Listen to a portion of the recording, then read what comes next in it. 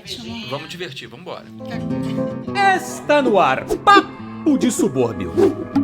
Um local onde a cultura e a comunidade se encontram. Agora aqui. Cara, a gente tá aqui hoje aprendendo, trocando. Antes da mesa começar, a gente já tava falando pra caramba sobre a importância de pensar o que a gente transmite, como a gente transmite, como a gente se comunica e fala. E hoje a gente tem o prazer de estar com o Jorge Nassarala. Espero que tenha falado certo, não tenha falado errado, mas o Jorge vai explicar de onde vem esse sobrenome daqui a pouco pra gente, pra pensar um pouquinho exatamente sobre a importância e a história, né, que a televisão tem tido no Brasil nas últimas décadas. Jorge, obrigado por você estar aqui, é um prazer, querido. Pô, dá o seu oi aí, vamos... Ela sempre quer brindar. Eu vou brindar com café. Vou brindar com café. Adoro café, por sinal. Opa. Primeiro, porque ninguém gosta de café aqui, gente. É mesmo? Rafael não gosta, Tom não gosta. Eu não confio que não gosto de café. Que isso, eu não confio na gente, olha aí. Jorge, vou começar te perguntando exatamente a ascendência. De onde é que vem esse sobrenome, cara? Ele é libanês. Libanês. Nassar Alá, quer dizer, filho de Deus, né? Sim, ó. Inclusive, eu já fui pro Líbano uma vez gravar lá e foi incrível, uma experiência incrível. Então, é libanês. E o Rio de Janeiro tem muito libanês, né? Então, Seus pais vieram pra cá? meus avós vieram, Seus foram pra avós? Minas, a minha família inteira é de Minas, e eu nasci no Rio.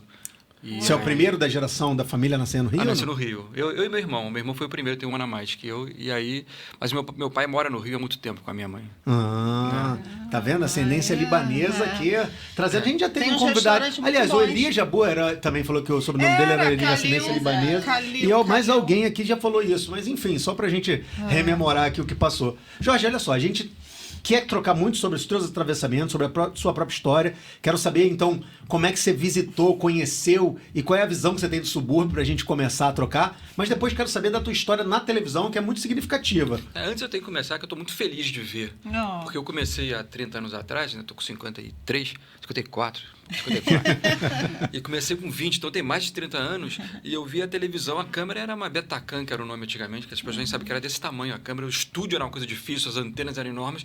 E hoje aqui a gente pode montar um estúdio num espaço desse, muito bem montado, parabéns, com câmera Sony, com mesa Atem, que é mesa de corte. Eu fico muito feliz de ver que o nosso mercado cresceu muito, né? Então, eu já estou muito feliz de estar aqui e acompanhei muito vocês, parabéns. Obrigado, Jorge. Olha só. Muito boa essa entrevista. Um elogio de peso. E o lance do podcast é muito interessante, que o mercado cresceu muito o podcast, e tem vários assuntos, mas é fundamental para o podcast dar certo ter um nicho. E vocês pegaram um nicho muito bom, que é o Papo de Subúrbio. Você tem um espaço para falar disso, pelo menos conceitualmente, para depois falar de outros assuntos. É muito interessante. Então, é um espaço muito legal. Aqui a gente, a cultura, né, e a comunidade se encontram. A cultura que é importante, né? Isso Até- é muito legal. Em pra qualquer expandir- lugar, pra não es- só no subúrbio, mas em qualquer Exatamente. lugar do mundo, a cultura é importante. Mas é um conceito legal, uma abertura para a parte daí. Você perguntou do subúrbio, eu tenho um carinho especial por aqui, porque eu jogava futebol no Flamengo, joguei de 8 até 17 anos. Pois é. Que idade de atleta aqui, rapaz? Ele não tá sabendo. Jogou profissionalmente, assim, óbvio que não tinha se profissionalizado ainda, mas... Eu fiz futsal, que era futebol de salão na época, depois eu fui um pouco pro campo. E jogava muito em Bom Sucesso, né? E jogava de que Teixeira posição? Castro. Eu era meio de campo. Era bom, sabia? é mesmo? Era bom jogador. Ele tem cara, Era que bom é bom. jogador.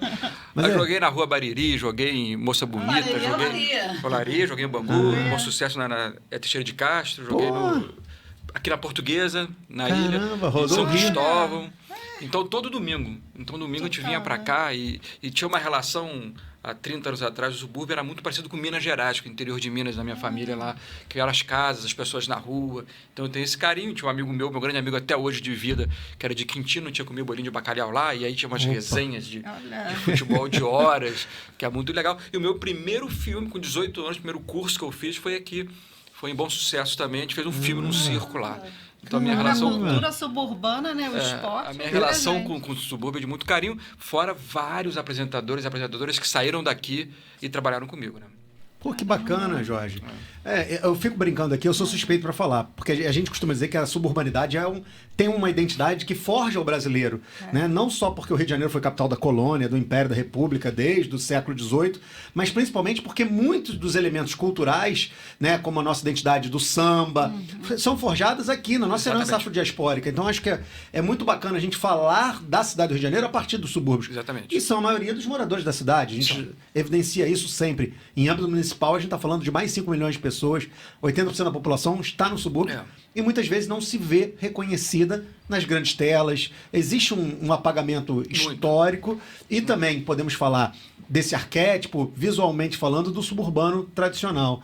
E é algo que a gente tenta combater. E hoje em dia o streaming possibilita isso pra gente. Exatamente. Mas nessa história de 70 anos da televisão, isso não foi sempre uma verdade, infelizmente. Né? A gente tem aí, se a gente for fazer um histórico do início da televisão no Brasil, ela representou, durante um certo momento, interesse de um capital dominante. E aí eu vou te fazer uma primeira pergunta para desafiar você aí. Tá. Você começou como câmera, tô certo? Você via Faço câmera até hoje. Faz até hoje? Adoro. Você gosta? Gosto muito. Até porque isso deve ajudar a compor esse lado de direção, né? De entender. Mas a pergunta que eu ia fazer para você é: você acha que a televisão, nos moldes de grandes emissoras, nos moldes comerciais, que começou a ganhar força, sobretudo a partir dos anos 60, 70, estão fadadas ao seu fim hoje? Ou essa concorrência do streaming ainda corre por outro campo, por outra realidade? Né? Eu acho que é o melhor momento da TV de todos os tempos. Primeiro que a TV, para mim, a tela virou TV. Então o celular é TV, a televisão é TV, o streaming, a Netflix é TV, tudo é TV. Então esse é o grande passo que tem. E tem uma coisa muito interessante da TV especificamente. Fechou 2023 com os Ibopes, com os resultados de audiência, eu sou viciado em audiência. No Brasil inteiro, 70% ainda é audiência de TV. 70%? TV a cabo e TV aberta, principalmente aberta. E 30% de streamings. Dos streams, o YouTube está em primeiro. Desses 30%, depois vem Netflix e o Globoplay. Então, a televisão ainda é forte no Brasil. Agora, mais do que isso, a Smart TV, que é a TV que fica em casa, que você pode ver streaming, cresceu assustadoramente, é impressionante. Então, o YouTube, que era muito visto no celular, passa a ser mais visto na TV também. Caramba. Então, TV é tudo. É TV Globo, é Band, é YouTube. E isso, para quem trabalha no mercado, é muito bom. Abriu para todo mundo a televisão. E acabou, graças a Deus, aquele padrão que era da pessoa que falava todo mundo igual e tinha que ter aquela beleza europeia. Padrão. E acabou. Realmente acabou. A gente pode ser. Quem tiver talento pode estar na televisão agora. E também no Smart é bom que antigamente tinha que baixar, né, os programas. Hoje não, já vem tudo. É só clicar e botar a senha. Então, estava conversando com ele, grande lance para mim hoje em dia. E as pessoas antigamente, né? As pessoas antigas, elas não conseguiam baixar e botar a senha. Hoje não precisam mais. Só vai direto. A senha, já vai direto. Não, agora tem televisões novas, Samsung, a LG também vai começar a coisa, já está até, eu acho, que você liga e já tem o streaming deles. Então você liga e já tem as televisões acontecendo lá na hora, é só ligar que está acontecendo. Então é um momento pra gente do mercado é o melhor momento que eu acho. Pra gente tem que só entender como monetizar todo mundo que está fazendo, como ganhar dinheiro todo mundo com isso. Que é um grande desafio também, e aí eu acho que é uma provocação que eu te faço, que sai desse grande capital que monopolizou durante muito tempo, né, um conjunto de emissoras nacionais, que hoje em dia, obviamente, percebem a necessidade de readequação, mas a gente ainda tem uma série de plataformas que, de certa forma, ainda monopolizam. Eu estou brincando porque, assim, você pode falar, a gente tem a liberdade de escolher o que a gente quer, mas a gente tem uma série de veículos de comunicação que vão ajudar a sustentar, né, uma Netflix, que vão ajudar a sustentar os programas, os roteiros. E até mesmo a gente tem o financiamento para a produção de material audiovisual a partir dessas plataformas que surgem também como grandes controladoras de uma fatia significativa do mercado. A minha pergunta é muito da galera independente, tipo, nossa, então é meio que uma consultoria indireta para você. Você que é bom e especializado nessa parte aí de levantar a audiência, o que representa nessa fatia grande do mercado da televisão como um todo, esses trabalhos independentes que têm pipocado e que têm repercutido, até mesmo no formato de podcast? Você tem visto eles, de certa forma, ganhando um espaço significativo? Olha, o podcast cresceu muito em todos os espaços. Para mim, mais do que audiência, ontem eu cheguei em casa, minha filha de 16 anos, vendo no YouTube um podcast de um desses, são várias pessoas. Sim. Ontem, domingo, né, a gente está gravando segunda-feira aqui, em vez de ver o Luciano Huck, ela está vendo o podcast. Ela não via mais ali. Então, na verdade, o que aconteceu agora é o seguinte, espalhou, está espalhado. Não vai ter, eu acredito que não vai ter mais aquele grande sucesso histórico que vai ser 50% de audiência. Acabou isso. O próprio Fantástico trabalhava com 25%, 30%, hoje é 18%, 17% de audiência. Então, fragmentou. E isso é muito bom fragmentar, tem espaço. Só a gente estar aqui podendo falar é maravilhoso. Isso aqui realmente, que não sei se vocês viveram antes, era impossível acreditar que a gente podia ter um estúdio desse e falar e estar no YouTube. O desafio é trazer audiência e trazer dinheiro, é outro desafio. Mas o espaço realmente está aberto, não tenho dúvida. E mais do que isso, a gente tem que abrir, que eu acredito, a gente vai entrar num papo um pouco político, não sei se vocês querem, abrir a formação, porque o mercado audiovisual é muito grande, o ecossistema é muito grande. Então, eu estava vendo o censo agora que a molecada de 15 a 17 anos no Brasil, 25% não está nem na escola.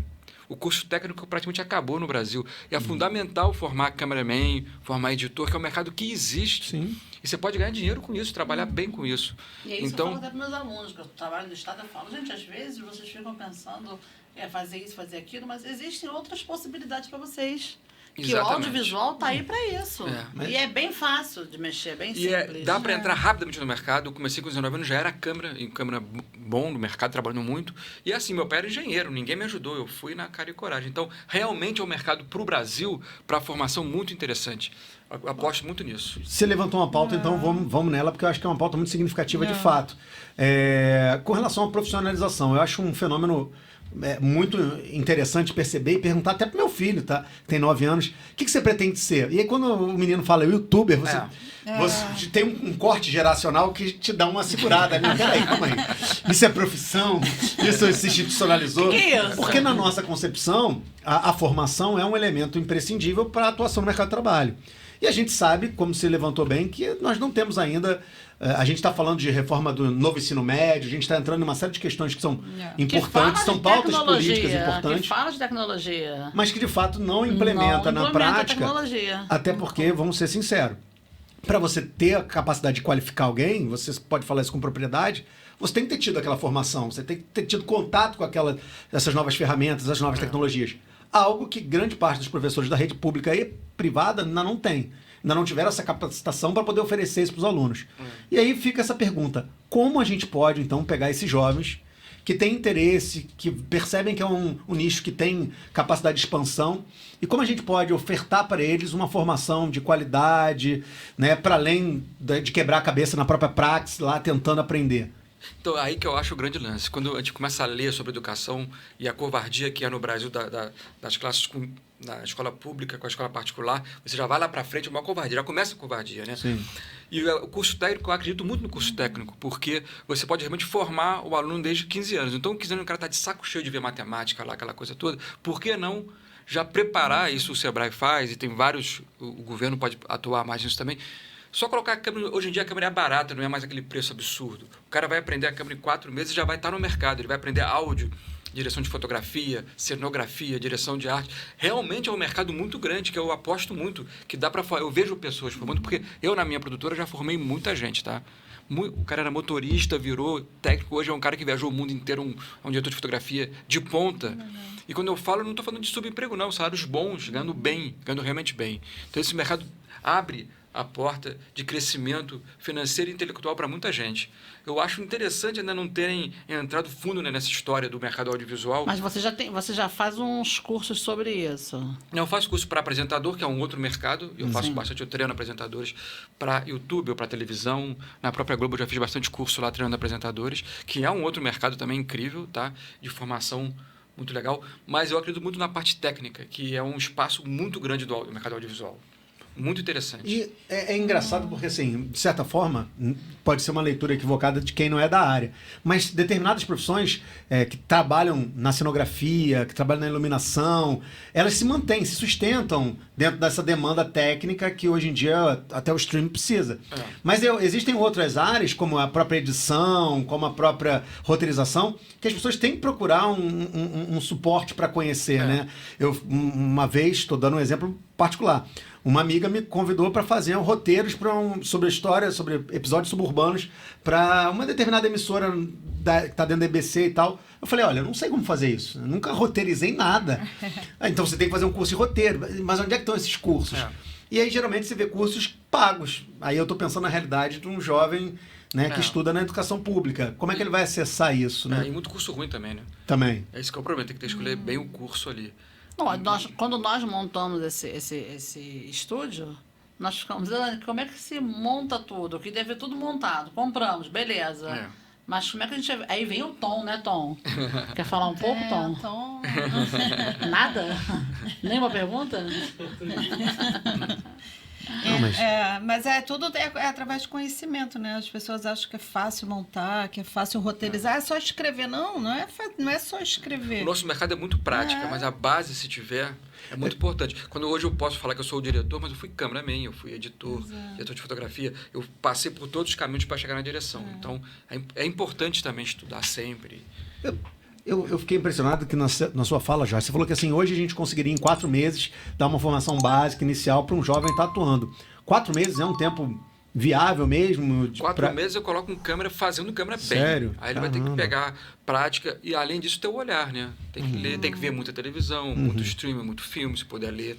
Isso, aos poucos, vai entrando, mas a gente consegue realmente preparar. Eu tenho exemplos claros na minha empresa, da KN, que é a minha empresa, eu faço produção audiovisual, para a Globo, para a Amazon Prime, não sei o quê, de pessoas, a maioria, eu gosto de trabalhar com a pessoa que não fazia isso e foi aprendendo durante a vida lá comigo, que já forma uma nova profissão para todo mundo. Isso é muito legal. E vocês na KN já atuam com essa capacitação? Muito. Há quanto tempo, mais ou menos? Que vocês já estão, Eu não faço curso específico de câmera, mas a pessoa que entrou comigo, tudo assistente vira a câmera, o motorista que virou assistente de áudio vira a câmera depois, ou virou editor. Primos meus que estudavam direito, estavam de saco cheio, vai vir editor. É incrível, é impressionante, porque existe esse mercado mesmo. E eu sou fã desse mercado, porque com 20 anos eu tive essa opção, eu tive a sorte de ter essa opção de trabalhar com isso. A minha família, ninguém era tudo engenheiro, não sei o quê. Eu fiquei curioso. E eu amo fazer isso, então... Eu conheci 70 países trabalhando. Eu fiquei curioso de saber como é que você teve essa inserção. Você falou que foi... Isso foi a opção de sorte, porque é o que eu te falo, eu estava em casa com 17 anos, aquela coisa, o que eu vou fazer da vida? Direito, não sei, aquela coisa chata.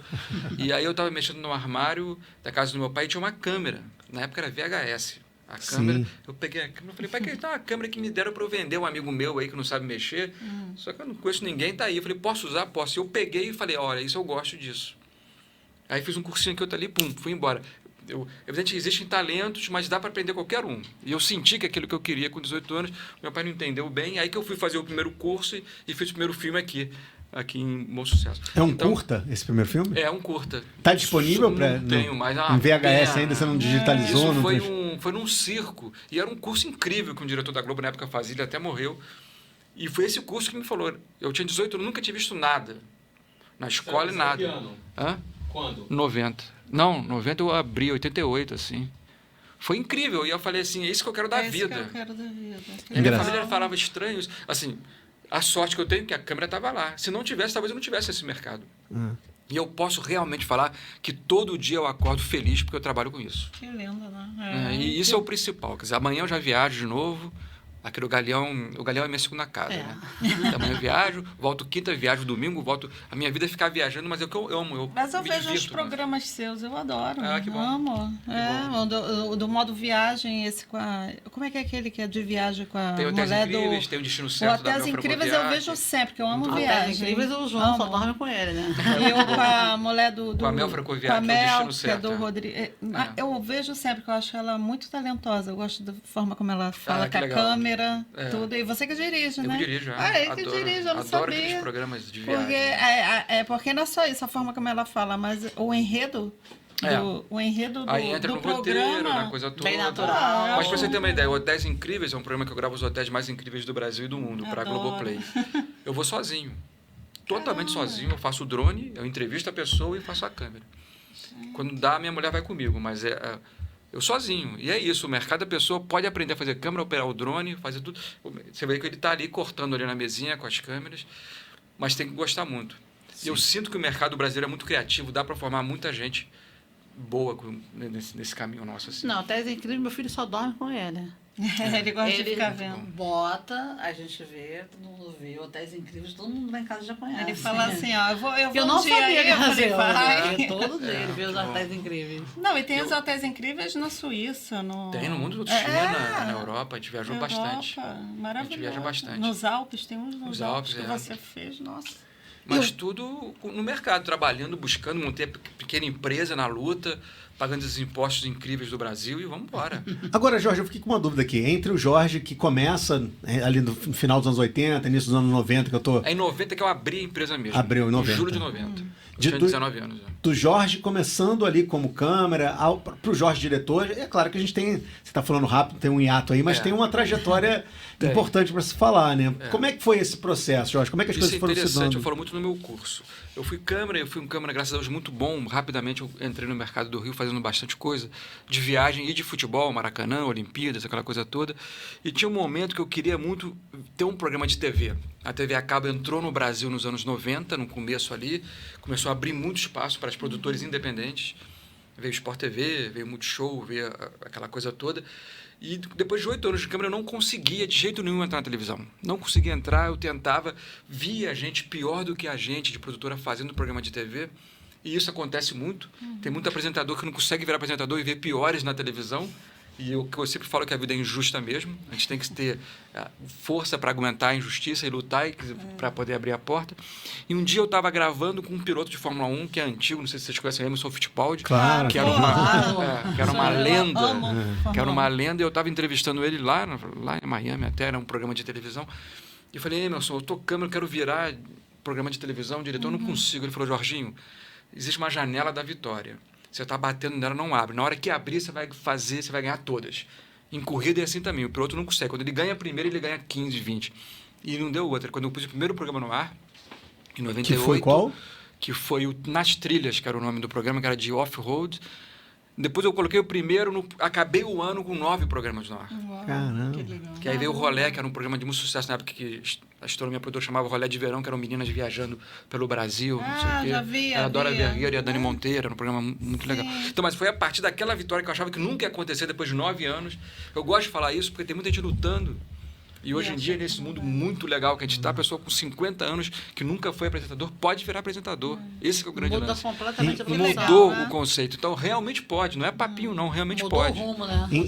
Engraçado que o Jorge me fez uma viagem temporal aqui nos anos 90. Porque os anos 90 era um ano muito interessante, talvez, obviamente, falando de uma leitura afetiva minha, porque era um momento que você tinha o videocassete entrando com muita intensidade no Rio de Janeiro, então você tinha as locadoras, você podia optar, eu não quero ver o filme que vai passar na TV tal, hora tal, eu vou optar. Então você tinha que pegar o seu vídeo, rebobinar, ao mesmo tempo que a TV a cabo estava entrando também, e você tinha algumas disponibilidades de canais que estavam ali no UHF, que não eram o VHF, a MTV começa assim nesse momento, né? Exatamente. Como uma proposta alternativa. Isso mexeu com a própria grade, com a própria relação de que o público que recebe aquela informação tem que ser mais ativo, é mais atuante na seleção, desde conteúdos até mesmo quem são os apresentadores, o que eles representam. Exatamente. Eu lembro dos VJs da MTV, isso ficando óbvio, né? Nessa pegada de que, olha, é um público mais jovem, mais crítico. Você venceu isso na prática, né, Jorge? Muito. No começo da MTV, eu comecei a fazer câmera, a câmera era bem balançada, assim, a gente inventava aquilo. Na época o pessoal ficava, que é isso? Que câmera é essa? A gente balançava de propósito para poder marcar mais a presença. Isso aqui é jovem, isso aqui é novo. Eu vi bastante. E depois veio o YouTube 2005, né? Que aí deu outra quebra. É engraçado que eu lancei uma TV de streaming que chamava TV Jam em 2002, 2003. Caramba. Nem funcionava direito, era uma luta. E já lancei com 4 patrocinadores que as pessoas queriam estar na frente. Depois lancei para um celular, a primeira série para celular que eu lancei. Tinha que ter 35 segundos, que não aguentava o celular. Cara, eu lembro disso. Era muito louco o celular, já era Oi na época, eu não conseguia. Então eu realmente participei dessa revolução que eu acho maravilhoso. Só que quem ficou para trás nunca mais pega, porque antes o câmera, por exemplo, era só a câmera. O cara na Globo lá, fazendo o esporte espetacular, o novela era só a câmera. E não conseguiu entender que hoje tem que ser tudo. Tem que ser editor, tem que ser tudo. O apresentador tem que ser produtor, tem que saber vender. Mudou o mercado. Por um lado, é ruim que você vê hoje aqui, em vez de ter 3 cinegrafistas, não tem nenhum. Porque essa é a modernidade, você tem que acompanhar isso. Mas, ao mesmo tempo, a câmera você tem que saber editar, você tem que saber. É muito louco, mas... Tem muita coisa acontecendo. Eu ia abordar muita também coisa. isso. A inteligência artificial está vindo aí e muitas vezes o pessoal fala que pega o roteiro, não vai ter mais roteirista porque vem o chat GPT, ele vem... Aí, uma outra história Tu que já vai ser viu muito isso? louco. Que louco é isso. bem louco. Se você for no GPT e colocar lá, roteiro de hotéis maravilhosos na China, ele vai te dar o roteiro. Aí uma outra história que dá uma briga. Isso a gente está começando a surfar agora, a gente vai ter que entender o que vai acontecer. Mas um louco. é bem Ano louco. que Sabe vem, acontecer. talvez começa a gente caminhar para ver para onde já é que teve vai greve dar nos Estados isso. Unidos, os roteiristas já fizeram greve por causa disso, mas aí é uma Ele história. falou agora das câmeras, eu lembrei disso. Mas tem, eu não sei se eu estou subestimando a inteligência artificial, mas acho que tem uma singularidade das mentes brilhantes, da capacidade de fomentar um olhar crítico sobre aquilo, e até mesmo, você falou do exemplo do câmera agora. Você vê um bom diretor de fotografia e vê um programa que não tem um bom diretor de fotografia, porque evidentemente o custo não dá, você consegue perceber nitidamente a diferença, né? Mesmo para uma pessoa leiga que não é da área como eu. Então eu ainda acho que talvez chegue um momento em que a inteligência artificial possa atrapalhar, mas eu, enfim, ainda sou um defensor, talvez de forma utópica, que o indivíduo, que o poder de criatividade humano Você tocou numa parte importante, que a própria rede social, que no YouTube mesmo, que no começo era entregar conteúdo, agora a qualidade já começa a ser cobrado. A pessoa entende que tem que ter, o Instagram já está muito melhor os vídeos, o YouTube muito melhor. Todo mundo começou a entender que é importante. Vocês podiam fazer com uma câmera só de celular e fazer esse podcast aqui. Podia. Hoje em dia não dá mais. Já tem tanto concorrente fazendo direito. 3 luzes. Vocês estão com a estrutura mínima que tem que ter e tá aumentando o microfone bom. Isso é bem interessante. E eu acho que o chat GPT, daqui a pouquinho vão descobrir que vem do chat. Né? Porque, tipo assim, tem gente que está fazendo roteiro todo no chat GPT e acha que tá tirando onda. Mas hoje já tem, Já você tem, rastrear se o texto né? O próprio YouTube. É isso que eu falei. O próprio YouTube. A gente está vivendo a revolução o tempo inteiro. Vamos vivendo. O importante é não ter medo e fazer bonito. Agora transformando. Essa revolução é inexorável. A gente está vendo o momento que a televisão realmente evolui. Uma coisa que... Olha que coisa engraçada. Eu costumo dar bastante entrevista, porque eu estudo história da cidade. E aí, às vezes, eu acho muito engraçado como você vai dar uma entrevista para uma emissora, tipo a TV Brasil, vai vir um câmera grande, vai vir um operador de drone, vai vir uma repórter. E já dei entrevista para a CNN, que a menina fazia tudo. Ela tinha um tripé, o celular dela estava ali. Ela já dava o clique do celular, ela já gravava contigo aqui, ela já editava e já mandava a coisa pronta. Então, assim, é muito engraçado perceber isso. Mas tem um elemento que eu acho fundamental e é um lugar onde você tem atuado com muita propriedade, que é a questão do apresentador. Em última instância, você tem que ter um interlocutor daquela troca. Você tem que ter um agente que vai ser capaz de provocar, de focar, de olhar e de distribuir, produzir narrativas sobre aquela... Esse é o assunto que eu mais gosto hoje em dia, que o apresentador. Por quê? Primeiro que o mercado todo o mercado precisa falar bem para a câmera. Eu não estou falando de apresentador, não. Estou falando de arquiteto, médico, advogado. Todo mundo precisa aprender a falar bem para a câmera. Você tem 2 arquitetos craques, os melhores. O que falar melhor para a câmera vai ser visto como melhor. Vai poder cobrar mais. Então mudou. Antigamente era curso de oratória. A pessoa tinha que fazer. Hoje tem que saber olhar para a câmera, não ter medo de olhar para a câmera e falar. Então esse mercado já é para todo mundo, tá? Não tem mais jeito. E o bom do curso do Jorge, que eu fiz, é porque... você fez, né? Mas o bom do curso do Jorge é que é o tempo inteiro com a câmera, né? A câmera o tempo inteiro, você tem que olhar para a câmera, você tem que ter a câmera como a sua amiga mesmo. Até porque qualquer trabalhador, a plataforma dele, a panfletagem não existe mais. A panfletagem é o Instagram, então tem que ser a primeira coisa. Então ele tem que saber falar. E a segunda coisa, você, para mim, é excelente apresentador. Por isso que a gente chamou ele. Rafael, Eu sou historiador, tá, gente? Ele Calma. fecha escola. Mas por que ele é excelente apresentador? Por quê? Ele tem conhecimento de vários assuntos. Ele acabou de fazer uma entrevista agora falando de Araribóia, ele já está falando comigo de televisão. Aí, isso curso eu não ensino. A pessoa tem que ter interesse de estudar, de se aprofundar. Existe um grande problema em entrevista que eu vejo. A pessoa vai para uma entrevista com 5 perguntas estruturadas. E o cara está ali. Na primeira pergunta, o cara vai para um outro assunto que não está na pauta dela, que é um assunto muito melhor, ela não sabe sair. Porque ela está presa na pauta, ela não estudou nada do cara, então já perdeu a chance que o cara deu para ela. E aí a entrevista fica pobre porque só está presinha naquela pauta. Isso acontece muito. E tem o pior, tem gente que não ouve o que o cara responde, só está pensando na segunda pergunta. É muito louco. Isso acontece muito, tá? Não estou falando pouco, não. Poxa, o Jorge já deu um spoiler aí, porque eu ia fazer essa pergunta para ele. O que um bom apresentador tem que ter? Eu não quero de maneira nenhuma tirar aqui o interesse no curso. Não. Eu não quero tirar o interesse no curso. Inclusive, eu ia te perguntar, Jorge, quem quiser conhecer os cursos que você fornece, que a tua produtora trabalha, a empresa, qual é a melhor rede para acessar? Entra no meu Instagram, que eu falo direto do curso lá. Que é? @jorge.nassarala. Jorge, vamos botar. Tom tá aí pra isso. Aí, o Jorge. Olha aí. Tá bonito, hein, Jorge? É aí? Então... E a gente fala bastante de curso, mas assim, você estava falando não dar spoiler, eu quero dar spoiler. Eu não estou preocupado, não. Eu quero que as pessoas saibam. Sim. O meu curso comigo lá é bem prático. Ela fez uma evolução, a pessoa entra aqui e sai aqui. Mas no meu Instagram eu dou muita dica, falo muito, que eu acho muito importante. Eu acredito na comunicação e na educação. Sem querer ser político de novo. Mas o Brasil precisa de educação. Sim, o Brasil claro. precisa impulsionar. Para poder... Tudo está na educação. Acho parte da educação. Então, depois de tanto tempo no meio, eu quero mais poder falar e ensinar as pessoas. Jorge, a gente está aqui numa mesa de educadores e a gente fala isso com muita ênfase, assim. E eu concordo de forma cabal que não existe outro caminho para a gente promover um mínimo de distribuição, de uma sociedade mais justa e igualitária que não seja educação. Exatamente. E eu sempre falo isso, etimologicamente falando, a origem da palavra educação vem do educare, né, do latim, do guiar para fora de si mesmo. É ter a perspectiva do indivíduo conseguir olhar e ver que ele tem várias possibilidades, múltiplas possibilidades numa sociedade em que ele está inserido. Exatamente. Então não adianta a gente tentar ter uma educação bancária onde a gente fala assim, olha, todo mundo tem que ser engenheiro, todo mundo não tem mais. Não tem mais a gente está numa sociedade o cara que chega em casa com 10, né? Matemática. Cara, aquele cara é o... E não é só isso, né? Ele é muito mais do que o 10 em matemática, ou 2 em matemática. Ele é mais do que isso.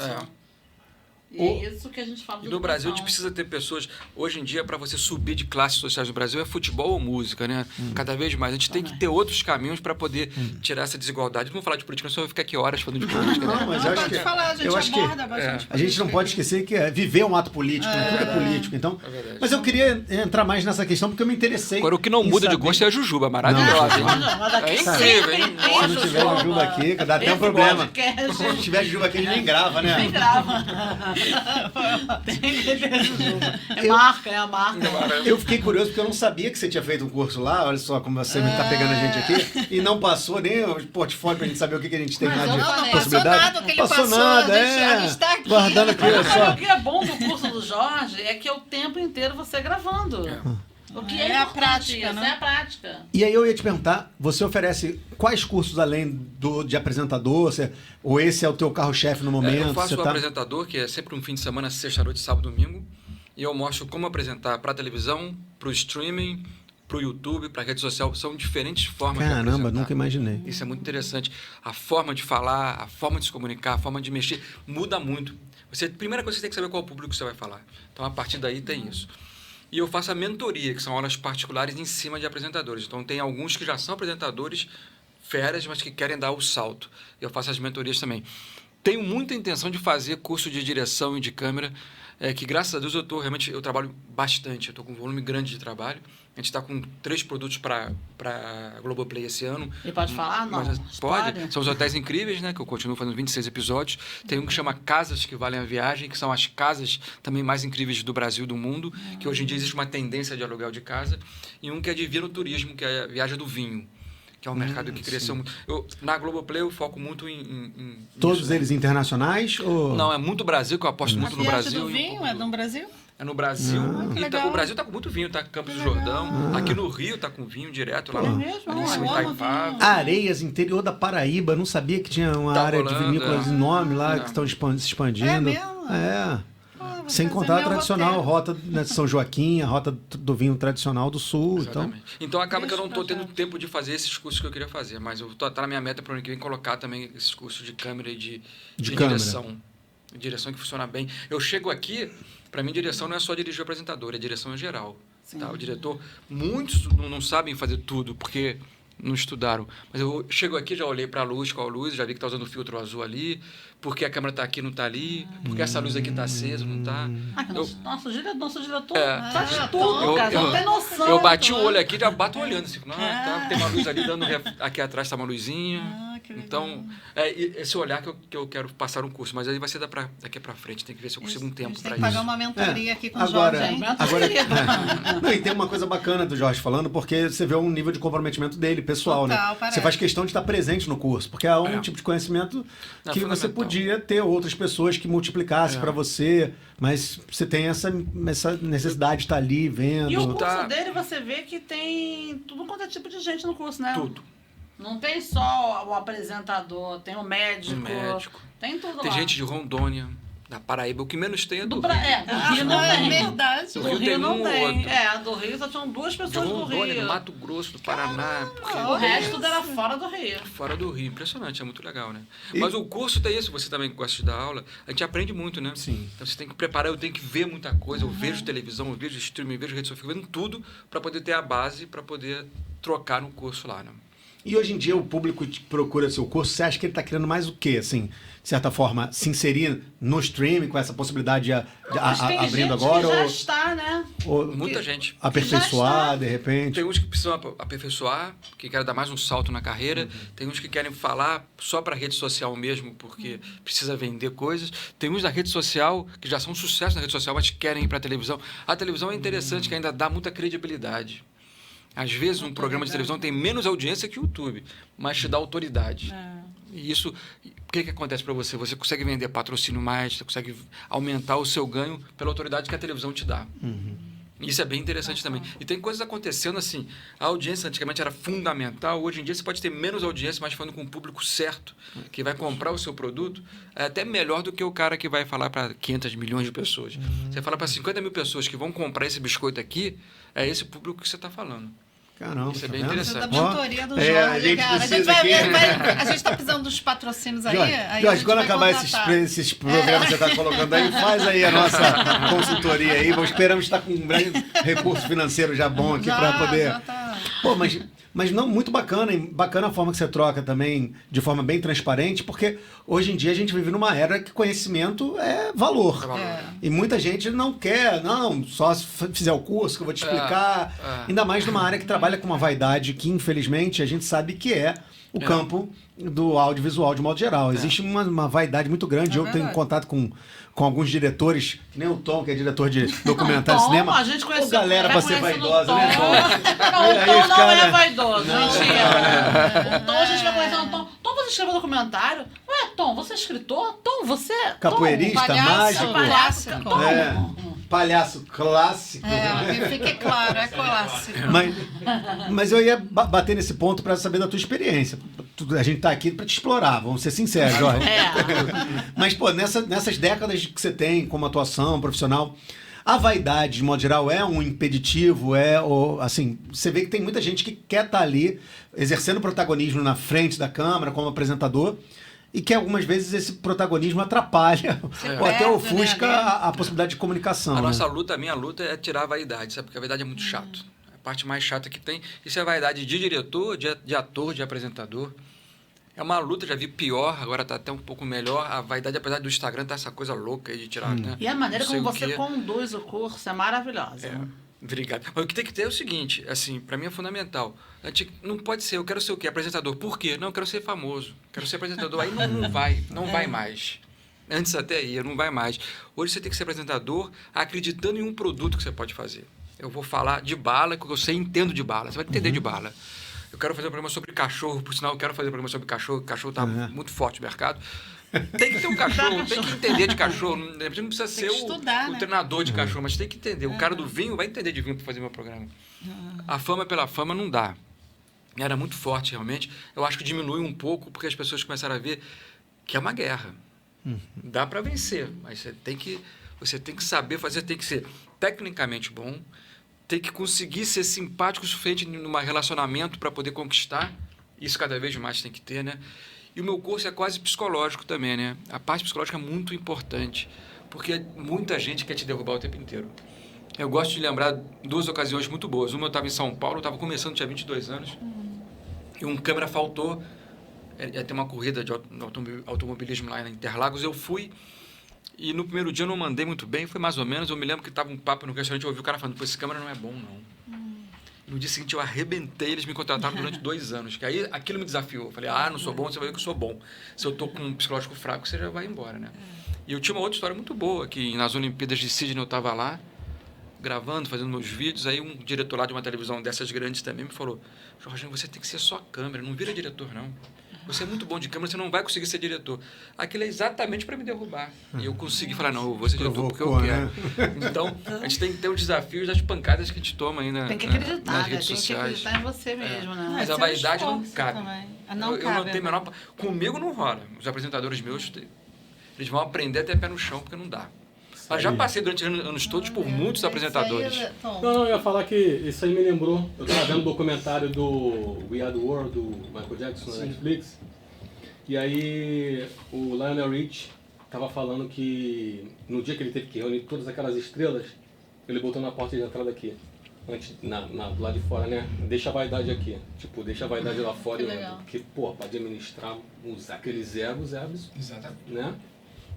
Ela derruba, né? Falta, a pessoa vaidosa também, quando ela fala com a câmera, dá para perceber e aquilo destrói até ela, né? Porque aí ele não vai ter a empatia, né? Do público que ele está falando com ele. E a empatia passa a ser fundamental. E aí eu queria fazer uma perguntinha. Tu já teve nessa tua trajetória toda alguma dificuldade ou algum problema com vaidade? Milhões. A todo momento. Todo momento, nos anos para cá, diminuiu muito. E eu vi que as pessoas que tiveram mais vaidade não foram em frente, não. Não seguraram. E as pessoas Trabalhei com várias pessoas que eram ícones e trabalhavam muito. Muito, e trabalhavam bem. E são fera. A Xuxa é uma delas. Trabalhava, que fazia direito, não tinha história. Estava lá no horário. Não tinha. Então, acho que tinha vaidade. Eu descobri, trabalhei com muitas e todas eu acho que ficaram pelo caminho aí. Caramba, não cabe. Essa vaidade, assim, sabe aquela coisa? Tratar bem também só o diretor, só que é importante tratar mal os outros. E isso tudo ficou pelo caminho, graças a Deus. É que tem muito disso também, né? Tem. Porque só trata bem a quem interessa. A quem interessa. Agora eu vou fazer E às vezes, né, a pessoa não vai tratando bem a quem não interessa, e de repente, mas lá na frente, aquela vai interessar. Eu vou provocar o viés político aqui, que a gente está falando de política. Não, mas política é tudo, e a gente já sinalizou isso. Mas interesses políticos e econômicos caminham juntos na nossa trajetória, evidentemente. Na cultura, a gente está no mês de março, um mês que a gente vai rememorar, né, 60 anos de um golpe militar que se estabeleceu e que usou os veículos de comunicação como instrumento de divulgação de um ou outro regime. Né? É importante que a gente fale que a própria TV contribuiu, essa mesma TV que ganhou concessões durante o início da ditadura militar, contribuiu e viu a necessidade de dar foco nos movimentos de direta já, né, em 84, e cresceu apoiando também os festivais. Então, a minha pergunta passa um pouquinho sobre isso. Eu sei que a vaidade é um elemento que você tem que dar enquanto diretor, mas a censura, e eu estou usando a censura que pode estar sendo estabelecida de várias outras formas, a censura econômica, a censura social. Olha, eu não quero que você mostre aquela favela, eu quero que você vai fazer um panorama turístico, eu não quero que você fale da violência nesse atrativo em especial, eu quero que você foque. Como é que você lidar, enquanto diretor, com esses jogos de interesses que muitas vezes podem também limitar a tua atuação criativa? A minha opção sempre foi muito pelos esportes e pelo viagem, turismo. Então, nunca tive problema com isso, que são temas mais leves, mais tranquilos de falar. De verdade, eu nunca tive nenhuma censura. De nada, de assunto nenhum, de marca nenhuma. Graças a Deus, foi sempre muito tranquilo. Teve um momento que não foi censura, que foi interessante. Eu fui fazer um programa numa televisão bem grande. E aí, quando eu cheguei lá, eu já tinha um estilo de programa que as meninas viajando pelo Brasil, aí viajavam de biquíni, viajavam de short, viajavam de gíria, falando. Não era um padrão em 2001 muito normal. E o diretor do canal falou para mim, olha, Jorge, quero o programa seu, mas eu não quero gíria, eu não quero biquíni, e não quero shortinho, roupinha, não sei o quê. Eu falei, beleza, tudo bem. Fiz o primeiro com tudo que eu fazia, te arrebentou de bope. Ele falou, Jorginho, tudo bem, biquíni, pode usar. No segundo, arrebentamos de bope, é uma gíria. No terceiro que a gente arrebentou, pode tudo e vai embora. Gíria, biquíni, e era um momento interessante que eu consegui transformar um pouco, que era um canal muito careta. As pessoas apresentavam esporte quase de terno. Eu falei, gente, não é assim. Por quê? Aí entra aquela história que eu falo no curso. Antes tinha a parte técnica da televisão, que ainda é muito importante. O ritmo da fala, como abrir mais a boca para poder falar melhor. Tudo isso é muito importante tecnicamente. Tem mexer o braço junto para te dar, junto com a fala dinâmica. Agora, a espontaneidade do YouTube passa a ser fundamental. A coisa verdadeira passa a ser fundamental. Só que o YouTube veio gritando muito, falando muito alto, sem técnica nenhuma. Então, o gol qual que é? É a junção da técnica com a espontaneidade. É a televisão com o YouTube. Quem acha essa junção, arrebenta e vai embora. Engraçado, porque aí eu também estou fazendo uma viagem histórica à minha infância, né? A gente está falando aí de 70 anos de televisão.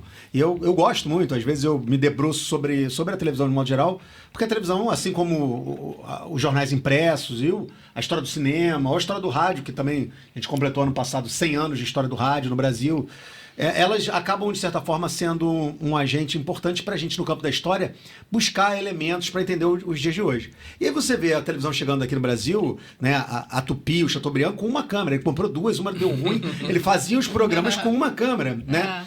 E aí você vê, assim, os grandes apresentadores que ficavam em evidência. E eles tinham um pouco essa pegada de programa de auditório, da Rádio Nacional. Você vê um Chacrinha que fazia um sucesso danado jogando, né, bacalhau, abacaxi. Só que houve um determinado momento que se quis moralizar, não sei se esse seria o melhor adjetivo, mas se quis, né, pasteurizar, mostrar, não é o tipo de televisão que a gente quer fazer. Talvez seja um exemplo baseado nisso que você falou.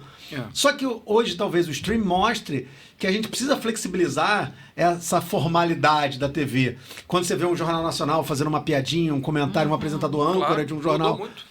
Isso também é um impacto do streaming? Você acha que é um impacto da... É o impacto do YouTube, dos streamers, é o fantástico, as meninas andando já lá dentro, não ficava paradinho que nem ficava parado. Na bancada. O próprio William levantando na bancada e andando até. Isso é uma mudança inacreditável. Porque não como tinha. foi o jornalismo da Globo, que seria o mais pesado, mais assim. Mas isso nos Estados Unidos já há muito tempo, tá? Nos Estados Unidos é muito clássico. Mas veio, quer dizer, Flávio Cavalcante, aquela coisa estilo mais sério. Aí veio a Hebe quebrando um pouco, eu tô falando de história já. A Hebe veio o Chacrinha. A televisão tem essas coisas. Quando você né? falou, eu lembrei logo do Chacrinha. Não surgiria, de repente, um Chacrinha... Mas de repente, É inacreditável o de Chacrinha. repente ela censura, aí vem a censura, depois pode tudo, depois não pode nada. E aí tem que arranjar esse meio tempo do que pode e o que não pode, né? Minha Agora- censura na internet também, é tudo novo É porque também, é né? novo, porque antigamente podia tudo. Aí agora não pode nada, então tem que arrumar um meio tempo pra isso É aí, difícil né? você julgar, porque a história a cada momento é um momento. né? Você saber Exatamente, é pra a onde vai. história que fala.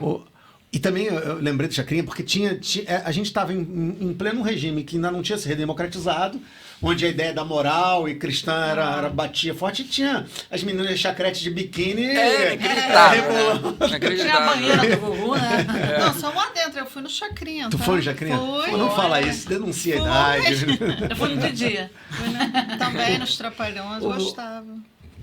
Agora uma pergunta que não tem muita resposta, mas eu quero ver tua opinião, porque assim, o que você acha que é o caminho, né, mais coerente que a TV aberta, e eu tô falando TV aberta porque hoje em dia a TV aberta ficou como uma opção entre as várias outras, por mais que você tenha apresentado que ela ainda é, em âmbito nacional, referência, porque a gente tem que lembrar que a gente está falando de um grande centro desenvolvido, mas Exatamente. existem áreas que até acessar a TV aberta é difícil. Exatamente. Lembrando que a própria Ilha Grande aqui do lado, durante muito tempo, era difícil ver um canal bem da própria TV aberta. Mas o que eu ia te perguntar, qual é o caminho que você tem visto com relação à TV aberta, que tem cada vez mais concorrido com ela mesmo? Porque você tem um programa da Globoplay que acaba concorrendo, de certa forma, com ela mesmo, porque ela vai fazer um lançamento lá e muitas vezes esse lançamento lá vai gerar um público específico para ali que vai esvaziar uma novela. Não sei se é real isso. Mas qual é o caminho que você tem visto trabalhando no mercado com relação à possibilidade de manutenção da TV aberta? Ela vai continuar existindo? Pessoas têm falado que ela aos poucos vai se fragmentar e vão virar redes específicas de conteúdo, compra de conteúdo, que você não vai ter uma TV aberta para todo mundo. Qual é a tua visão com relação a... É interessante, essa pergunta é muito boa, porque, por exemplo, só recuando um pouquinho, a gente estava falando do Brasil, eu estava no Rio Negro, no Amazonas, ano passado, gravando no Rio, eu parei num povoado lá, e tem a televisão, mas não tinha energia. Ligava a energia às 6 da tarde para ver o jogo. Gerador Para ver o jogo e desligava. Então o Brasil, é que a gente está aqui no Rio, São Paulo, a gente está achando que o Brasil é Rio, São Paulo não era. Agora, em relação à TV aberta, ontem eu vi uma coisa que eu fiquei impressionado. No meu Instagram passando, a Globo vendendo Globo Ads. A Globo está vendo, você que é microempresário, pequeno empresário, invista aqui na Globo. A gente tem canais Globoplay, tem Fast, tem TV a cabo. Então, é muito interessante, porque vai ter o Itaú, ou qualquer um grandão que pode estar na Globo, no Jornal Nacional, mas ele pode estar no canal Fast da Globo. O canal Fast da Globo agora está uma mania de os canais Fast, né? Que a Samsung lançou, ele já lançou, e com um valor menor e pagando como se fosse o YouTube, pagando por clique. Então você vai ter um anúncio da Globo, sem ser por clique, de 1 milhão, de 2 milhões, vai ter o clique ali de 0,50 centavos, e você vai ter que mostrar a audiência para a galera. Então, Isso, mas falando para você, tem público que quer ver na Globoplay depois, tem público que quer ver ao vivo. Então espalhou, abriu muito. Agora, é evidente que antes a concorrente da Globo era a Record, hoje não é mais a Record. A Globo é a Netflix é concorrente, a Apple TV é concorrente. PlayStation é concorrente, Instagram é concorrente, é uma muito louco. A Globo vai abrir o YouTube, então isso é como se fosse. Não, virou tudo. Uma coisa interessante que eu não tinha, a Globo está começando a botar alguns conteúdos pequenos, pouca coisa, mas está botando coisa que não fazia, no YouTube. No canal do YouTube dela. Então, eu achei isso muito interessante. Que pode ter gente fazendo inimaginável. Eu vou botar no stream, YouTube. né? Exatamente. É importante notar, porque a gente gosta de criticar também bastante televisões brasileiras, mas a Globo está conseguindo se transformar e isso gera mercado para a gente também, é muito importante. Gera trabalho, gera para todo mundo. E na hora que ela tomou o ataque de tanto de fora, conseguiu fazer a Globoplay virar o jogo, é muito difícil, tá? Eles conseguiram. Eu vejo direto o modo viagem, adoro. Você que tem essa expertise de televisão, internacionalmente falando, você acha que a gente tem produtos de qualidade, compatíveis ao cenário internacional? Te pergunto Sem porque dúvida. as nossas novelas são conhecidas mundialmente, assim, sobretudo na África e parte da Ásia, pela popularidade, pela qualidade. A novela sempre foi. Agora você vai começar a ver séries que o Brasil não tinha fama de fazer bem, fazendo muito bem, até policial que não tinha, bem feito. E não só o Brasil, é muito legal ver que Turquia está muito bem fazendo agora. A Espanha teve um crescimento depois da Casa de Papel impressionante.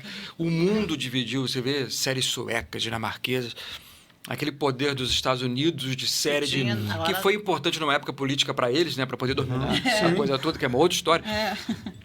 Também o streaming abriu para o mundo inteiro. Isso é muito legal. Cada série turca que eu vejo, eu falei, gente, um amigo meu alemão, ele me recomendou uma série brasileira. Ele falou no Inclusive, Netflix. tem Eu falei, que série é filmes essa? Ele é que brasileiro, é passam melhor. aqui no Brasil, quando você vai ver que já passou em outro lugar. Não, e você abre o Brasil, Coreia cresceu pra caramba. Bollywood, né? Impressionante. A Índia sempre foi, mas agora cada vez mais. O Doctor, que passa até na Globo, ele é uma série, na verdade, coreana, né? Ah, é? Não sabia, não. Ele é uma série coreana. Agora, eu tenho um amigo meu, Léo, inclusive, fica aqui uma dica bacana para quem gosta de cinema nacional. Tem uma casa de cinema que está reinaugurando agora em Guadalupe, chamado Ponto Cine, do Adailton, que é um lugar que tem cursos de formação, tem todo um debate para formação de plateia, necessidade do público de estar atuando ali. Eu falo porque ele tem um documentário que eu gosto muito, que é o Feijão Arroz Cinema. Né, que fala da importância do audiovisual. Mas ele diz assim, Rafael, ainda é uma luta hercúlea pra gente, porque e até já fiz uma pergunta nesse sentido aqui hoje, mas eu volto a ela nesse aspecto.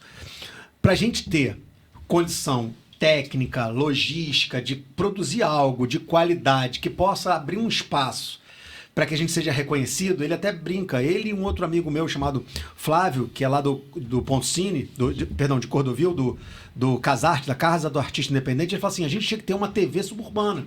A gente tem que ter uma grade de programação que ficasse 24 horas com uma série de programas que vendessem a pauta suburbana para a gente conseguir ser percebido, né, em meio à grande oferta de produtos. Porque o problema não é produzir, ele fala isso. Também é distribuir, chegar. Né? Até Então, porque é caro também, né, Rafael? Porque, por exemplo, você fazer aqui dentro de casa eu não consigo, mas você levar pra rua... Não é caro não, acho que tem que entender como a gente... Mas aqui, levar né, pra você... rua é um pouco mais caro. Não, eu ia perguntar nesse sentido, porque assim, uma produção tem um custo, e aí que eu queria chegar. Esse custo, ele começa com uma captação.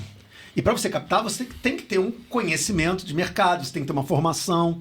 E aí eu te pergunto, hoje em dia, a captação também não acaba direcionando um pouco ou até muito do que a gente vai ver como produto final? Porque o cara que quer investir na produção daquele material tem um interesse. Claro. Então, a gente vê, só para entender o que eu estou querendo dizer, você vê 3 ou 4 documentários que têm o mesmo perfil, né? Um que fala do Eurico Miranda, outro que fala do Jogo do Bicho, outro que fala todo, assim, pegando o cenário das máfias cariocas. Então, existe um norte, alguém interessado em fomentar aquilo, né? A lei de incentivo voltou, graças a Deus, está de novo funcionando bem de novo. É um caminho para poder ter dinheiro, a lei de incentivo.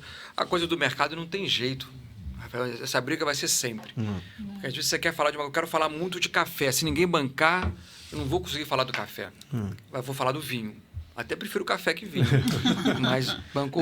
Esse é um problema que vai existir sempre. Hoje em dia é muito mais fácil. Tudo é mais fácil.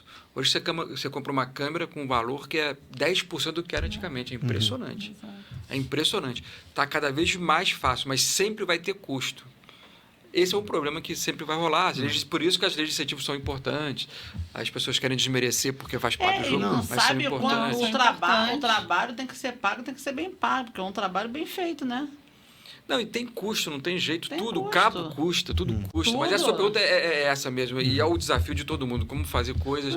Mas assim, a gente está abrindo cada vez mais. O YouTube abre para poder ter o papo de subúrbio. Quando eu ia poder ter isso na televisão? Eu colaboro muito para a TV 247, que é uma iniciativa de autofinanciamento. Elas querem que o público que assiste tenha uma assinatura, banque, compartilhe.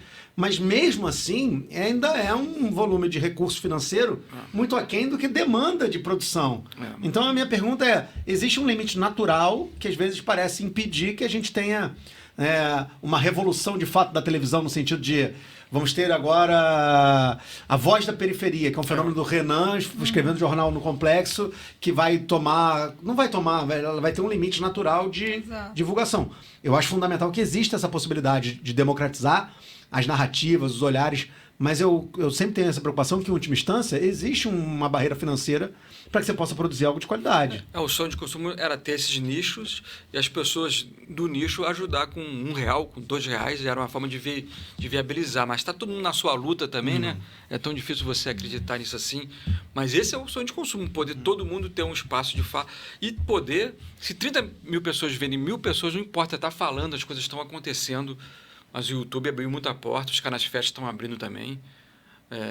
Em relação à TV, a Globoplay ou Netflix, eles precisam de audiência também, né? Sim. Aí começa essa luta de audiência que... Mas a partir do momento que você foi contratado para uma produção, aí uma dúvida mesmo, ela vai ficar pronta independente do que ela tem ou não de visualizações, de audiência.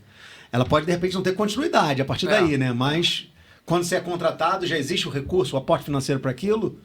Não existe, porque o que acontece é muito louco assim. Se você vai fazer um programa do Eurico e der certo, a tendência é buscar um parecido depois, depois, porque deu certo.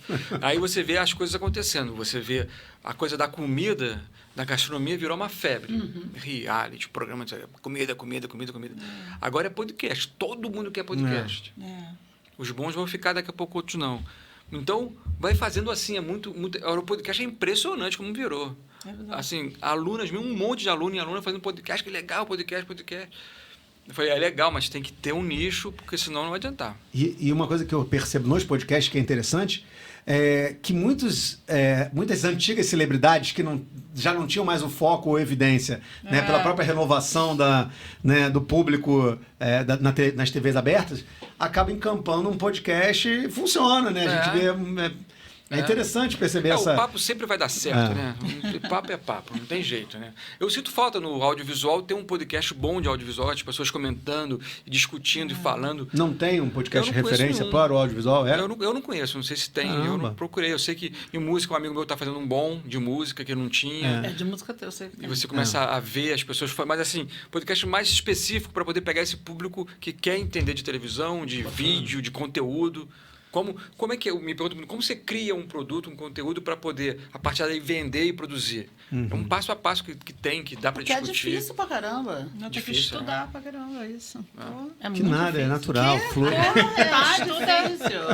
Olha, tem que estudar. Esse negócio disso aí é natural, rapaz. Isso aí flui, não é né? fácil, não. Isso Não é tô fácil, brincando, não. gente. Tô aqui trazendo essa polêmica. Agora, outra pergunta que eu vou fazer, a gente tá sabatinando, Jorge. Jorge, se você Eu tô comendo a jujuba toda, hein? É o papo Se você também tiver alguma pauta, que nem interrogatório não, tá, cara? A gente tá só aqui. Não, se fosse, Jorge, se fosse ao vivo, ia estar todo mundo perguntando embaixo nos comentários. Pode perguntar, gente. Depois a gente passa pra ele. E é uma pergunta que eu tô fazendo, de modo geral, voltando àquela sua provocação inicial, de que existe um nicho para a juventude atuar nesse segmento, né? Hoje em dia, através de atividades, iniciativas públicas ou que tenham um subsídio de empresas para que as pessoas possam acessar Você conhece alguma atividade dessa disponível pra gente, por exemplo, falar assim, olha, você jovem que tem interesse e quer começar a pesquisar no mercado, né? Pode ir para o Sistema S, já tem alguma coisa sendo oferecida? Eu sei que o Sistema S tem, eu não sei o que exatamente, eu sei porque semana passada eu estava conversando com um cara de lá. Teve uma época que o Luciano Huck lançou isso eu não sei se continua, que era uma ONG bem legal para isso, não sei se continua mesmo. E tem várias leis de incentivo saindo para isso agora. Eu até entrei em uma, eu não sei se eu vou ganhar ou não, que é para curso, que o governo te dá e você faz o curso. Mas eu não sei realmente, eu não pesquisei. Aí se saiu o curso, procura nas suas redes sociais, né? É um curso para formação de cameraman, de direção, mas com lei de incentivo, então vai ser de graça. Então vai ser muito interessante, legal. Não sei se eu vou ganhar, tá? Mas existem essas coisas acontecendo aí, que é bem interessante. Pergunta de quem não entende nada. Na era dos celulares com múltiplas câmeras e múltiplas possibilidades de captar com qualidade, a câmera é impactado, o papel do câmera é impactado também por isso? Ou o cara vai trabalhar com um equipamento que não necessariamente depende dessa ferramenta do celular? O celular é interessante. O celular, sabendo fazer, hoje em dia dá para fazer um programa legal, sabendo fazer. O que é sabendo fazer? Tem um aplicativo especial que você baixa para o celular para você poder controlar tecnicamente ele como câmera. Eu já usei celular de câmera. No Egito eu estava gravando num lugar que não podia entrar com a câmera, que era o lugar onde Maria e José foram com Jesus. A igreja não podia entrar, fui com o celular, gravei, depois na edição você conserta. E tem vários filtros para o celular que eu uso, lentes que eu uso, que transformam o celular numa câmera. Ainda não é uma câmera, mas é muito legal. Dá para fazer bastante coisas legais ali, né? O mais importante é o olhar. Quando você fala do curso, eu vou ensinar. Eu sou um cara que adoro técnica. Toda câmera nova que sai, eu estudo. Então, eu posso te falar daquela câmera ali, Sony, aquela lente, mas mais importante é o olhar. Qual é o enquadramento que eu vou fazer? É igual você que estuda e sabe fazer as perguntas. Você tem que ter o olhar para poder... Aí, em cima desse olhar, você vai dirigir qualquer carro. Essa aqui é a verdade. Eu gravei um comercial no final do ano passado, todo com o celular. Primeira vez que eu gravei com o celular, cara, o resultado foi muito incrível, né? Incrível. Eu estou perguntando isso porque esse carnaval eu fiquei chocado. O cara que foi filmar um determinado bloco que estava na Quinta Boa Vista, ele estava só com o celular, e o celular dele tinha um suporte, o celular ficava preso, aquilo movimentava, já tinha um boom que captava o som aqui do lado, já tinha uma lente. Eu falei, cara, o celular virou um equipamento do cara, e o cara com o negócio preso aqui nele, quando ele largava a mão, o negócio estava preso segurando. Eu falei, meu Deus. Mas eu fui cobrir o Mundial de Clubes no Marrocos, a ESPN e o SBT tava só o apresentador com o celular, com um tripé na frente e com um negocinho de ao vivo gerando. Só o celular, o cara sozinho, ESPN e SBT, gerando material. É muito louco isso. Caraca. Principalmente... Lá em Saquarema eu também vi o pessoal da Sport TV, tudo com o celular. Tudo com o celular? Gravando o campeonato de vôlei. Que estava tendo de praia. Sim. Tudo em celular. Impressionante. E um repórter só, aquilo que você falou, um repórter só com o celularzinho, ele fazia as imagens, aí depois ele botava no tripé, ele se gravava, fazia lá a cabeça e mandava. E o mais engraçado é que o celular, daqui a pouco você pode também editar, né? Você pode, daqui a pouco não. Você já pode. Faz tudo ali. Então, impressionante. Aí que eu volto a falar. Por um lado, você tira mercado de trabalho, mas por outro, a pessoa tem que saber fazer tudo. Mas tem que aí gravar, editar. Mas aí você chegou onde você chegou porque você também se esforçou e se interessou em ser diretor, em ver o olhar. Você também quis. Tem que estudar, tem que querer fazer, tem que ver tudo. E tem que gostar, né? E se você gostar, é maravilhoso quando você trabalha com o que você gosta, né? Aí é total a diferença de tudo. Agora, na visão de um profissional formador, então nós não estamos mais na era da especialização. Ou estou perguntando para desafiar mesmo, entender nesse sentido. Porque assim, se hoje em dia você sabe que cada vez mais você precisa de ter mais recursos, mais conhecimentos, e pelo que você falou da sua própria trajetória de passar em várias áreas, hoje em dia o cara que fala assim, eu quero me formar para ser, trabalhar com áudio, trabalhar com vídeo, trabalhar com fotografia, ou hoje em dia ainda existe essa possibilidade? O que acontecia assim... Lá atrás, na Globo, quando eu fiz a Xuxa em 2007, a minha equipe eram 190 pessoas. 190? É uma loucura. 180. Era muita gente. Tu fez a Xuxa? Foi muito tempo. Era muita gente. Caramba. E aí, aos poucos, a gente vê que vai mudando um pouco o conceito de tudo. Agora, te perguntando diretamente, se você quer ser um diretor de fotografia, de cinema, o melhor do Brasil, ir para Hollywood, não sei o quê, vai ter que se especializar. Ah, sim.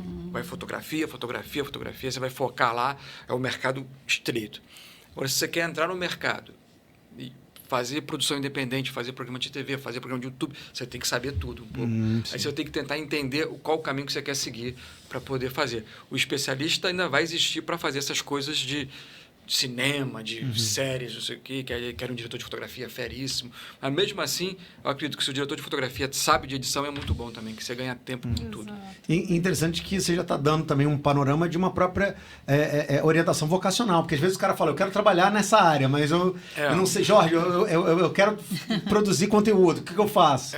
Você também vai ter que ter um olhar no sentido o editor, eu só dou a dica, quem quiser com edição, com 18 anos, agora vai ter mercado para ele. E vai ganhar dinheiro fazendo edição, vai ganhar dinheiro de verdade. Olha aí, ó, dá um corte isso, hein, gente? Olha aí, quem Não, quiser. Aqui a gente faz tudo, né, Tom? Não, vai ganhar, porque Rafael. assim, eu, por exemplo, contrato muito freelancer também, porque a edição é uma coisa, é um volume muito grande. O Tom sabe disso, está ali nos cortezinhos. E você precisa, aí eu vejo que tem. Eu vejo a molecada 18, 19, 20, põe uma ilhazinha de edição, é caro montar em casa uma ilha, mas o dinheiro vai voltar. Viu? Vai voltar. Esse, esse nicho dele aí dá muita visualização num corte. Ó, tá vendo, hein? Vamos fazer um corte aí e vai bombar. Agora, Mas você não tem um canal, né? Você podia fazer um canal de... A questão é só no tempo YouTube. mesmo, Tu tá sem tempo. Eu ia até pessoa- pedir pro Tom botar de novo. Quem quiser conhecer o teu trabalho, o melhor é o Instagram. Vai no Instagram que eu dou umas dicas O legais. Instagram é seu ou é da tua? É meu. Quer mostrar Eu tenho um da tá. KN aqui, também. Subir, hotéis Olha só, incríveis. 3 dicas masters de Não, eu amo não Hotéis fazer uma Incríveis. entrevista. Pô, o que não fazer é ótimo. Né? Vai descendo aí Esse só aqui pra é um gente ver. exemplo bom para falar. ó. Ah. Esse aqui, qual? esse aí? aqui quem colocou é a menina que faz comigo lá o Instagram. Eu deixei aí, mas eu falei com ela, esse não é o meu curso. Por que esse não é o meu curso? Porque tudo que eu não quero mais é a repórter com o microfone na mão, presa ali. Eu quero solto, eu quero boom, eu quero lapela. Mas aí foi uma provocação que pro próximo curso eu vou levar. Falo, não é isso aqui cabe ainda Globo News, CNN, ainda vai ter a repórter com o microfone na mão. Mas o apresentador, para os meus programas que são mais entretenimento, é a coisa mais solta, é o papo. Que Pô, legal. bacana. Né? Vai nova- descendo aí, Tom, pra gente ver um pouquinho. Uma nova Esse aqui linguagem. meu filho né? ama. É, Vai, os né? hotéis incríveis, aí Muito tem bom. aqui a galera da uma turma que a gente fez aqui. Essa é a última? É. Você vai essa turma, tem gente que nunca fez nada, tem a BBB que ganhou lá no BBB. Ih, olha lá, rapaz. Que verdade. isso. Aí tem A gente Selminha, que né? tem uma psicóloga, tá vendo? Então você tem uma... Esse aí é o teu estúdio. Eu alugo cada vez em um lugar Ah, diferente para dar o curso. Aqui é um... Aqui eu não sei a América até. Mas são vários tipos. Aqui tem a minha filha de 16 anos, então você tem uma A variedade, diversidade, né? exatamente, de pessoas. Sua filha de 16 anos trabalha com você. É, diz ela que quer ser... É? YouTuber. É filha, sua única filha ou você tem mais, Jorge? Eu tenho 2 filhas, eu tenho 2 filhos com a minha mulher atual que são enteados, que eu chamo de filho, e tem 2 filhos fora. Então são do meu 4 ao casamento. todo? São 4, mais o meu cachorro, que eu amo profundamente. E tem algum trabalhando na área? Fui pai com 20 anos, então Olha tem um o de Zico aí. 33 que trabalha na área. Olha o Zico aí, ó. Ó, O Zico tá pra vir aqui. Estamos- O Zico é bem legal, papo Dá pra ótimo, um ver. dos caras mais educados que eu conheci na vida. Isso aí foi um documentário de 70 anos da vida dele, que foi bem legal, que funcionou também. Pô, e Mas você Zico que faz trabalha- aniversário em março. A gente tá no mês de março. Salve o nosso galinho de Quintino, dia 3 de março foi aniversário pra mim. dele. Então, E você Aí eu dou dica, por trabalha exemplo, aqui eu tô dando uma dica de drone, como operar drone. Essas dicas sempre até fazem drone sucesso. você também Então, tá drone eu atacando. adoro drone. Caramba. Eu faço, É mesmo? faço direitinho o drone. gente. Aí tá vendo? Começa a falar do drones. Aqui a diferença desse para esse, essas coisas são legais. Aí Que pergunto, legal. não sei o quê. Ah, tá. Cara, eu acho impressionante E eu dou dica mesmo, não fico escondendo o nada drone, não, cara. tá? Eu acho impressionante. Olha Tô isso. fazendo uma série chamada Meu Lugar da TV Câmara, que eu tô sempre participando. É impressionante como o drone sai lá de cima, daqui a pouco ele tá aqui na tua cara, cara. é É impressionante. O drone e é a revolução. imagem. Aquilo é... Maravilhoso, cara. Eu acho. Não, é impressionante. Não, mas aquilo. o resultado, Você né? tinha que alugar um helicóptero com uma câmera, que era uma fortuna por hora, difícil.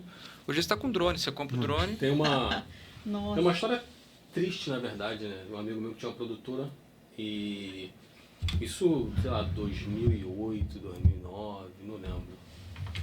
E aí, pô, a produtora foi crescendo e tal, não sei o que, passou. Aí ele falou, vou comprar um helicóptero. Ele comprou não um helicóptero grande, né? Helicóptero de controle remoto, pra botar a câmera e tal. Gastou acho que 30 mil. pra poder comprar o helicóptero. Tipo assim, 1 ano depois lançaram o drone. Ai, nem triste. vende mais, nem vende. Não, ele conseguiu vender pra quem tem um esporte, né? Aeromodelismo, essas Ele coisas. conseguiu vender, mas... Mas tem drone caríssimo, né? Não tem ou não? Não, tem drone caro, mas tem uns Mas drones dá que pra- você... dá. Uma qualidade excelente, com preço razoável, que volta. Amanhã eu vou para Gramado gravar, lá no sul. Sim. É uma linha desse vou tamanho, com a esperar, câmera, hein? com lente, com drone. Chega lá, Caraca. grava, Quando vou, for, você volto já pro fala Rio. logo que Quinta-feira tá. eu volto. Vou terça, volto quinta. Coisa Manda boa, pra hein? gente, que a gente também tá divulgando. Vai As pessoas pegar. que vêm no canal, Boa. divulgando também o Vai trabalho. pegar esse Vou finalzinho ver de frente o novo fria lá em trabalho Gramado, do Canela, lá Jorge. na Serra, um friozinho Vou bom. ver, vou Já fazer vi, o roteiro. Boa, obrigado. Muito Pô, bom. cara, eu Meu filho fico... todos os dias assiste Hotéis Incríveis. Viu? Todos Muito bom, os dias. muito bom. Que bom, Eu falo obrigado. com ele. Eu fico com medo de abusar mais de Jorge, porque a gente tá aqui É, fazendo uma vai, consultoria Jorge. direta, né? É um prazer. Mas eu falei pra ele que a gente só é explorado durante 1 hora, a gente já tá no nosso teto. Mas eu quero saber se tem mais alguma pergunta pro Jorge aí, senão eu vou caminhando pro final aqui. Não, Jorge, o papo subúrbio, então é. Jorge, então a gente tá até assim, sem palavras. Não, o que ele falou que ele era câmera, isso aqui, é igual a gente aqui mesmo. A gente faz isso, faz aquilo, faz o corte. A gente Vocês, faz eu não tudo, faço né? nada. A gente isso. faz tudo, sendo na mesa, a gente aprende a fazer. E eu acho legal, quando você falou, quando você Mas vai vai- para um outro local e tem que direcionar, você então é diretor de fotografia, mas você já aprendeu tudo e já te dá uma bagagem para você virar o profissional, É né? porque também o que acontece hoje, assim, a molecada com 24 anos compra uma câmera e já é diretor. Né? Ele nem estudou, não se preparou, não teve pra... Exatamente. Aí como é que no dia a dia ele vai ver que não é bem assim? Que posicionar a câmera é uma coisa, que fazer luz é uma coisa, que editar é uma coisa, pensar em conteúdo é uma Não, coisa. a gente entendeu isso Você- aqui, ó. E o conteúdo é muito difícil. Você pensar em o que você vai fazer. O que vai fazer, quanto tempo vai ser? Por que 1 hora, 2? Por que meia hora? Por que 20 minutos? Mas isso é experimentação também, né? Você vai fazendo, você vai entendendo. Se você pegar a sua métrica do YouTube, você vai ver que tem um momento que dá o pico e vai caindo. E como é que eu seguro para não cair? É que realmente eu amo o que eu faço. Então eu estudo essa história toda. Né? É uma coisa que eu... Elaine fica, tá caindo, tá Eu lá em estudo cima. muito, porque eu sei, eu estudo muito isso. Eu Ou não- o que é normal hoje. Como é que eu seguro uma pessoa 1 hora hoje em dia? Difícil pra caramba. Mas beleza, vamos ganhar no volume, vamos cada um ver um pouquinho e foi. E as pessoas também não têm noção do que é aquilo, né? Que tem que estudar mesmo. Às vezes tu passa o dia todo estudando aquilo para entender como é que você coloca na prática, né? É complicado. Exatamente. Eu Cara. tenho pro Jorge, quais são os programas novos que estão vindo aí por aí? O que tá vindo por aí? Eu já falei esses 3. O do Não, vinho eu mas já vou não, do esperar vinho, ansiosa. do vinho, hein? mas A tá gente tá sendo com essa quando? televisão agora, Tá. que a O Samsung, primeiro. o vinho e os hotéis em setembro, outubro. Tem essa TV agora streaming que a gente vai lançar, que chama Travel Plus, que é um canal nosso só de viagem na Samsung, que depois vai espalhar para outros streamings. Então a gente vai ter vários programas de viagem para fazer, que são bem legais. Tem um que todo ano a gente faz, uma vez você não vai ter, que chama Versões, que é pro Multishow Bis, que são cantores cantando músicas de outros cantores. Esse é bem legal também, Pô, bacana. que funciona bem. E tem esses cursos todos aí que a gente faz. Pô, então acompanhando a tua rede, tá bem informado, né, Tá Jorge? bem informado, vai lá que a gente tá... Qual é a rede? Fala aí pra gente a rede. Arroba tudinho. Jorge.Nassarala, e tem também a KN Conteúdo, que é da minha produtora, que também tem coisas legais lá. E tem os Hotéis Incríveis.tv, que eu coloco os hotéis lá e dou dicas também de viagem. Pô, Jorge, pra gente é um prazer estar trocando com você, Adorei. aprendendo aqui, Poxa. né, refletindo sobre essa prática que é meio espontânea aqui, mas que a gente obviamente quer comunicar, quer atingir o público, quer produzir reflexões, quer trazer pessoas com a tua experiência, com a tua expertise para dividir e para que as pessoas possam conhecer também, é muito bom. E uma coisa que é fundamental, né? Mesmo na era da pós-verdade, a narrativa é um instrumento de poder. A gente precisa se comunicar e trazer, de certa forma, informação qualificada e com qualidade de vídeo, áudio, de transmissão, de todo tipo de conteúdo para o que a gente quer fazer. Então o Jorge aí fica como referência pra gente, Muito pra bom. gente ter aí sempre alguém no norte. É, E eu- vamos fazer essa consultoria aí, Valéria. Vamos, quero- vai, eu já vem uma Vai, mentoria agora do vai. Jorge pra Não, gente. eu Eu Espera, quero aguarde. dar os parabéns, eu gostei muito, gostei de E ver o isso que aqui. você achou do Papo Subúrbio? Então Tá eu bom, gosto tá? muito, o papo foi muito bom, né? Vocês três muito bons, o Rafael craque, ele conseguiu Não, me conduzir. Rafael, O Rafael me impressionou que ele trouxe um Araribóia ali, foi fundo no Araribóia, já veio pro vídeo aqui. E se Não, entrar mas o alguém Rafael, falando de quindinho, você vai falar do quindinho aqui e vai embora. Ele não Ele tem Rafael, a gente Rafael, ele falou assim, quem é que tá aí? Não vou falar o nome. Quem que tá aí? Eu falei, é isso. Deixa comigo. E mais do que isso, porque e o papo vocês dois é muito bom. Porque essa coisa também da história é muito importante. A gente estava treinando apresentadores para falar de futebol, comentaristas. Mulheres, principalmente, agora tem que ter essa parte. E é fundamental ter mulher, homem falando de futebol, mas tanto o homem quanto a mulher tem que ter um histórico. Igual você tem um histórico para poder falar, para poder lembrar. Rafael é futebol, Rafael é história, Rafael... Mas é exatamente o que você falou, tem que ter já tem que ter por trás... Tem que estar vivendo, a pessoa que está lá, o homem ou a mulher que desde 10 anos de idade, 8 anos de idade, já vê futebol, já vê coisas, então já está ali dentro. Aí é só estudar um pouquinho e vai embora. Pô, isso vale para qualquer assunto. Muito obrigado, Jorge. Muito obrigado mesmo. Primeiro, por estar dividindo isso com a gente, porque não é todo mundo que... Eu ainda falo, hein? A gente tem muita gente que segura informação aí para vender na hora do curso. Só, por isso que ele foi. Quando você tiver a próxima turma disponível, passa pra gente, por favor. A gente vai ter o maior prazer de divulgar. E, pô... Adoramos esse Papo Subúrbio. Eu aprendi mesmo. Mais do que pude contribuir aqui. Não, foi pra tudo quanto é lugar, né? Ilha do Governador, Olaria. Show de bola, só quero agradecer. Boa, Tom. Gostei do Tom ali. O Tom tá lá cortando, tá no áudio, tá cuidando de tudo. Tá bom, então tá bem, não tá, arrebentou. Tom é bravo. Tom a gente vai descobrir um Tom assim. Vamos inventar coisa junto aí, Tom. Vamos fazer projeto também. O cara é bom. O cara é bom. Gente, a gente sempre termina aqui, mesmo que seja com café. Café frio. Ô, Jorge, muito obrigado. Obrigado demais. Galera, ó. Não, olha pra você câmera, que tá em casa, não deixa de compartilhar, dar o like, seguir. A gente não pode esquecer. E não pode esquecer que nós monetizamos o canal e agora vocês podem contribuir, apoiar a gente. Tem um Valeu Demais aí com R$2, R$4, R$5. Vocês podem também ajudar a gente. Nós somos professores, né? E vamos deixar claro que os nossos seguidores têm os sorteios dos livros e dos produtos que a gente sempre recebe aqui dos nossos convidados. Isso. Em breve a gente está divulgando, galera. Obrigado novamente, Jorge. Aquele abraço, gente. Pô, esse papo muito bom, eu ficava aqui uma meia hora. Eu tava aqui.